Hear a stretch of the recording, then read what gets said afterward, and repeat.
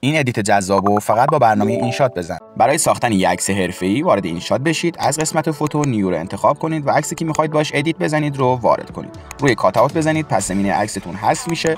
تیکش رو بزنید و یه خروجی ازش بگیرید. از بخش کرییت نیو اما عکس اولیه‌تون رو وارد کنید.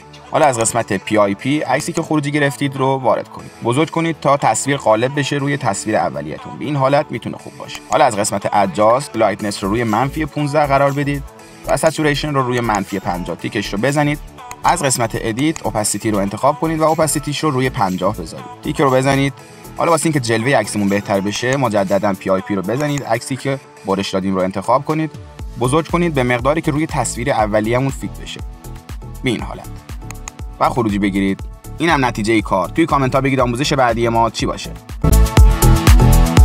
اگه خوشت اومد لایک کن و ادیت پلاس رو سابسکرایب کن تا آموزش های بعدی ما رو از دست ندی.